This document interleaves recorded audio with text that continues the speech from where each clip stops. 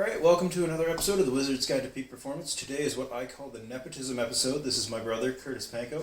Although I'm actually really fortunate that this is a guy I probably would have tried to seek out and get on the podcast whether or not he was related to me. Kurtis has spent the past 2 years contracted with the Edmonton Eskimos as their mental performance consultant. And that's the way I'm allowed to say it, right? Mental skills coach. Mental skills coach, sorry. So he has helped his own team, a lot of different professional athletes, with their mental skills and has a lot of really interesting insights into the world of the mentality of professional sports. As well, Kurt actually does a lot of research in sport and youth development, how to help people develop a growth mindset through sport. So he's an awesome person to get some insight from. He happens to be my brother, but like I said, I would have had him on anyway, so welcome. Thank you for having me. Not something I get out of the office much to do, so I'm looking forward to being here despite my status as the first nepotism guest. I'm sure there will be more. I hope so. We have a really interesting family. Yeah. So with that, obviously, kind of goal of this podcast is to help people kind of learn about what mindsets high-performing people, professional athletes, different professionals use to help them maintain the level of performance they're trying to achieve. Now, with the Eskimos, something really interesting that we were talking about earlier this week was part of the program that you were in was sort of the human performance program, was actually tasked not only with helping people kind of get through their mental pieces, whatever that may be on the field in life, but also to help keep people both performing at their best and performing with less injuries and less time away. And you had some pretty impressive stats in your program. Yeah, so I was really lucky. I ended up getting in touch with a guy by the name of Kyle Thorne, who was hired 2 years ago by the Eskimos. He'd been around the NFL, he'd been around the Premier League in soccer. So he had a pretty good background for this kind of stuff. And it was interesting, when he came in, I assumed it would be kind of a strength and conditioning program. That's typically what you see in the CFL or, in football pretty generally.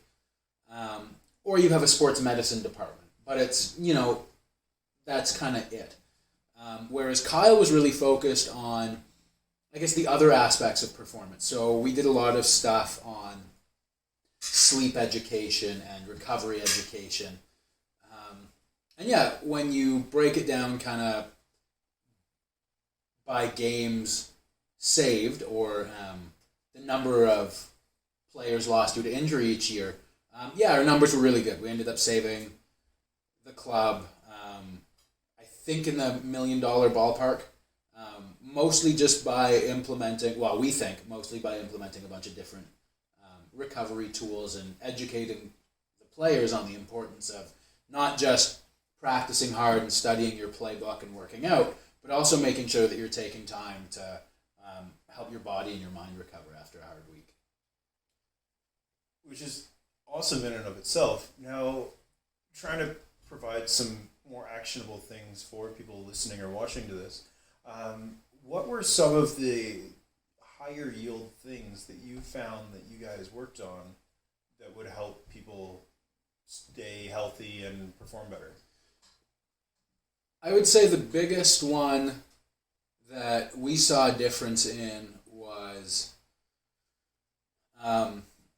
probably in the off season. The guys who trained with our department, so with Kyle, with a guy by the name of Dave Thomas, and with Mike Blanchard, our S&C team. Those are the guys that are getting kind of a high quality level of physical training, and they're working with people who know how to help manage professional athletes. Now that's going to be different. A university athlete is going to have different needs in the off season. They might need to push a little bit harder than a professional athlete who might just be looking to maintain or kind of get back to a baseline after a long season. But we saw big strides with that. So with a well-organized, systematic training approach that the players were committed to, as well as our sleep education. So in helping our high performers, whether it's coaches or athletes, understand the importance of sleep and give them tips and tricks, I guess, to make sleep something that's easier for them to do at home or on the road because they travel a lot. Guys who reported sleeping more tended to be injured less frequently, tended to report better mood, and that kind of stuff. So yeah, it was a really neat thing for me to see just how important it can be to have a purposeful training program and just pay attention to your sleep hygiene. I would say those were kind of the two biggest and easiest things that we implemented that had an impact.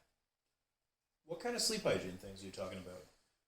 So the big thing that we found with our guys, and you probably find it with yourself, family, friends, everyone, screen time before bed. So we tried to get guys to put their screens. Some stuff recommends 90 minutes. Other stuff is an hour. We just give us half an hour. Just half an hour before you go to bed. Brush your teeth, go to the washroom. But before you do that, put your phone away and it's away for the night. But some other stuff that's pretty accessible that you can do for at home. Keep your room dark. That was a big one, especially out in Edmonton. The summers, the days are long. So if you're trying to go to bed at 11 o'clock, it might still be relatively light out, kind of late June. So blackout curtains are really good for that, or just a sleep mask if you are renting a place or you don't want to invest in curtains. Temperature. So keeping a room between, I think it's 16 and 19 degrees Celsius, if I remember correctly, is kind of your optimal sleep temperature. And there was a new study that came out this year that actually said there doesn't seem to be a human population worldwide that has adapted to sleeping in temperatures above 21 degrees and benefiting from it. So you would like to aim for that 16 to 19, but if your room is hot at night, again, above 21 degrees, we don't seem as a species to be able to deal with that in a productive way. Yeah, I found that one honestly really big for myself when I just started. I guess even in the fall or early winter, opening a window at night can still keep the blackout curtains in. You get a little bit of a breeze, so every now and then some light kind of comes through. But that difference of dropping 5-10 degrees in the bedroom is huge in terms of sleep for me. Yeah, it's an interesting one because obviously you don't want to, if you're running heat, you don't want to have the windows open all the time, but getting a programmable thermostat, good for your wallet and also better for your sleep to kind of turn it down at night. So set it so it goes down. If you're trying to go to bed at 10, it will start dropping at 8:30. So you get kind of around that 19 degree range when you're crawling into bed, and then you can set it so if you're waking up at 7, that at 6 o'clock it starts heating the house to 21, 22 degrees. So you can kind of have a comfortable living temperature, but you can also make sure that you're sleeping in an environment that's good for you to be sleeping in. Yeah, actually, when I had roommates, I would use just vent covers so that at least the vents weren't blowing any air into my room, and then it wasn't wasting heat to have the window open. Smart. So lots of ways around different things, and there's always some sort of new technology that'll undo a lot of the problems that we've done to ourselves. Yes. Feels like most of life is just trying to undo the problems that industry and technology has brought on. But so yeah, sleep hygiene, huge.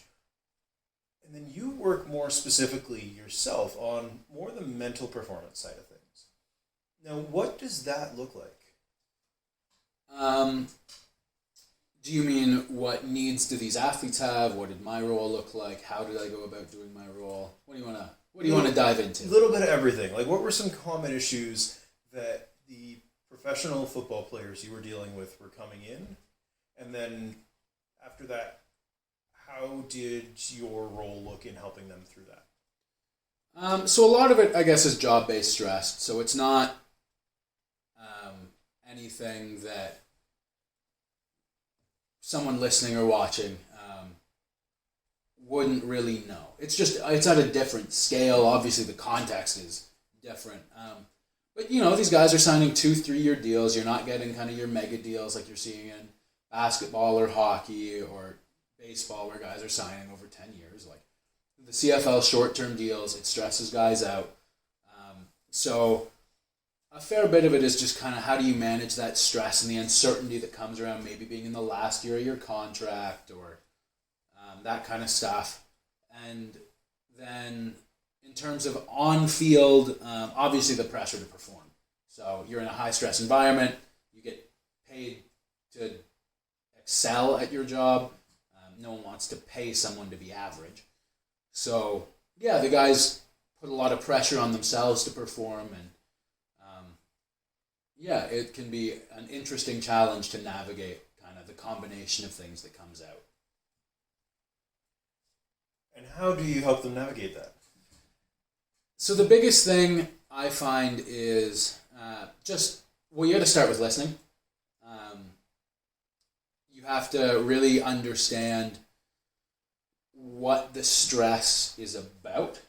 And that comes way back to figuring out why they want to play. Are they playing for a paycheck? Are they playing to make their family proud? Are they playing because their goal is to win a Grey Cup or be an all-star or, what's their reason in doing this? And once you just talk to them and you have conversations and you listen, you figure out, okay, so the pressure of performing is stressful for this person because they're trying to buy their first home and provide for their kid. Which, again, I'm sure there are people listening and watching that can relate to that reason for something being stressful, even though the source of the stress might be different. So with something like that, obviously that's a tough one. It's a tough thing to deal with, I don't know if I'm going to have a job next year, and I'm trying to worry about feeding my family. So with that kind of stuff, some giving them tools to help them stay grounded or stay focused on the present can be really good. Guys I've worked with have talked about yoga being very helpful for that kind of stuff, or journaling can be very good for that kind of stuff. So kind of reflecting on your day, setting goals for your day, but being very focused on today. That kind of stuff can be helpful. Just meditation can be really good. Meditation can be good for a lot of things. You can see a lot of positives, whether you're stressed or not from stuff like meditation, just kind of grounding yourself. And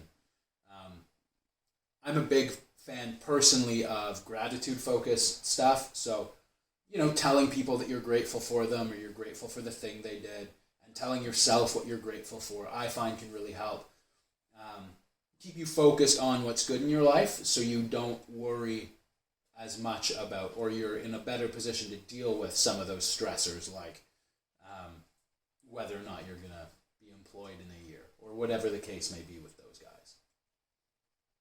I think those are all pretty good tools, and I think almost all of them are tools that I've used personally, and a lot of them are still tools I use.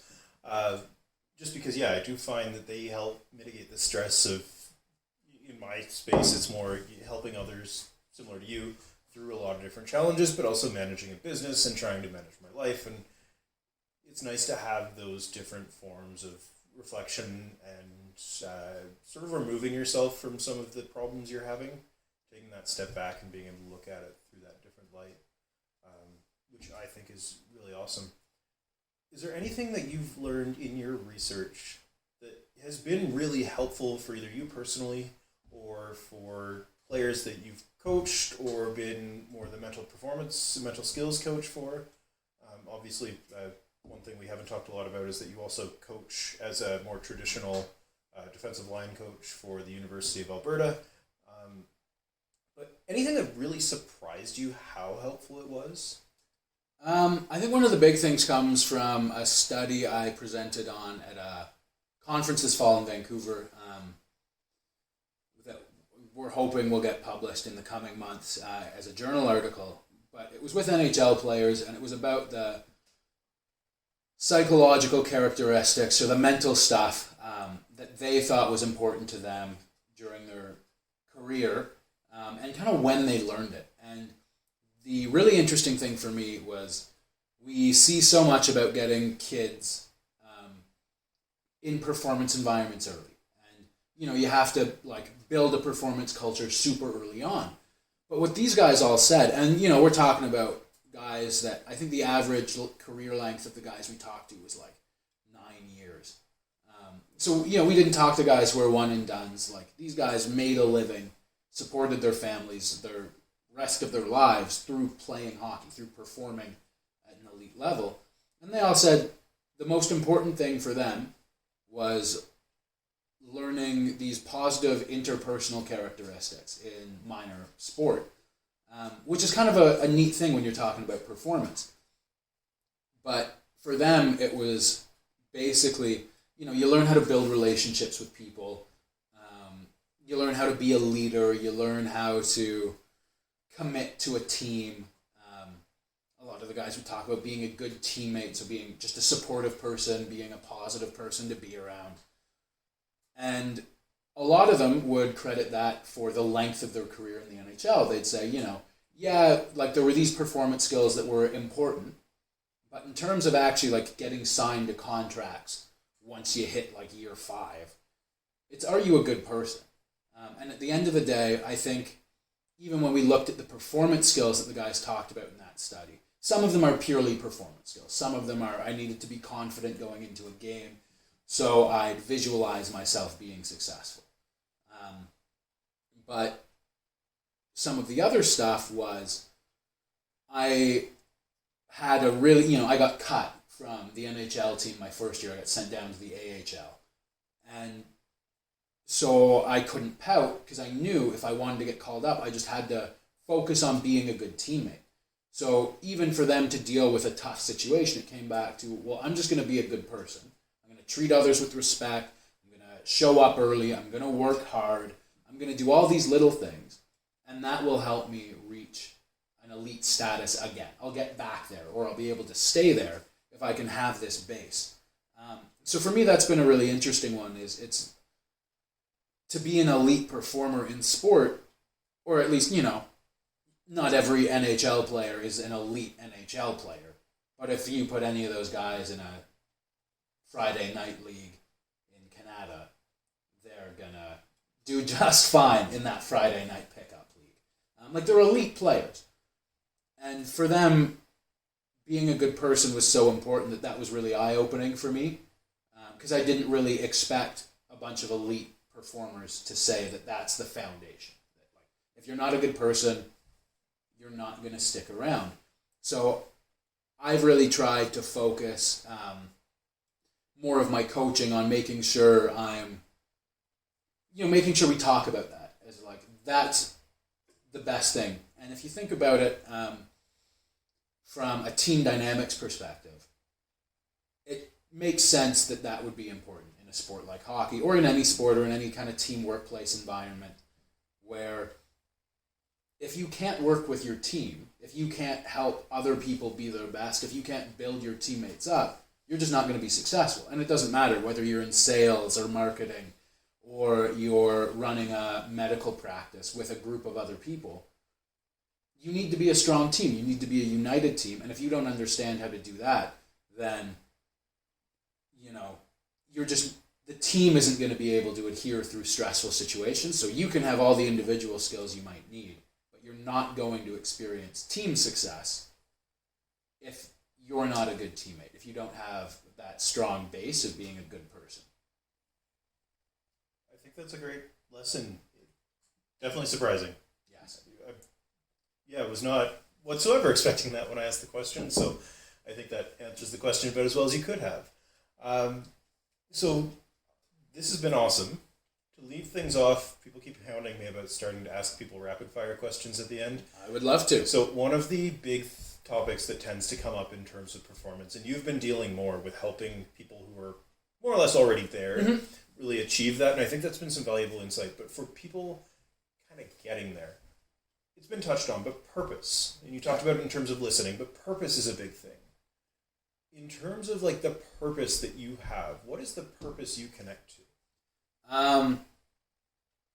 I do it for a teammate who was murdered and a coach who recently passed away. They were both great people, gone too soon, and for me, it's important to make sure I'm giving back in their memory. So that's why I do what I do. But that being said, no purpose is better than any other purpose. If your purpose is important to you, if your purpose is you want to buy your first house, so you need to hit this sales goal for 6 consecutive months to get your down payment together, that purpose is just fine. Like, if that's what drives you, if that's what you can connect with, then that's what you got to do. So don't be, I would say with that, people might hear my purpose and think, oh, wow, that's a lot. That's some heavy stuff. Yours doesn't have to be that for you to be successful.